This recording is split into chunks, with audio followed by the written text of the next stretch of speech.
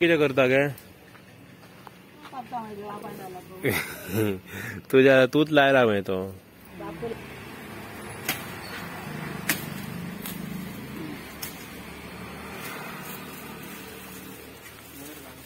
गेलो तो मेलो ते पाशी देऊ नको अडकलो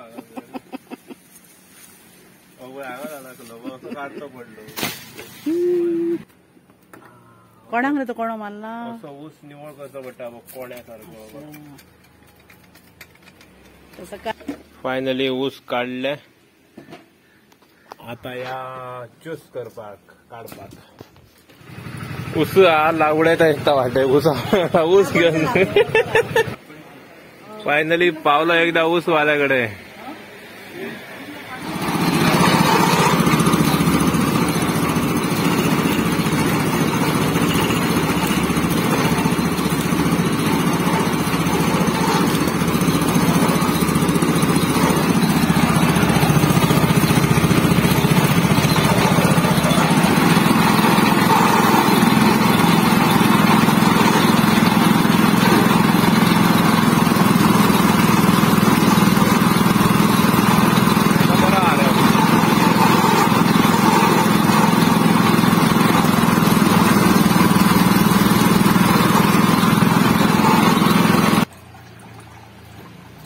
एक लिटर राहतो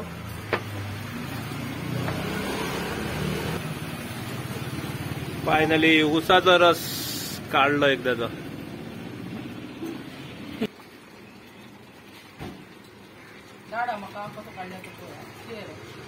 एडिट करची वाटतं रे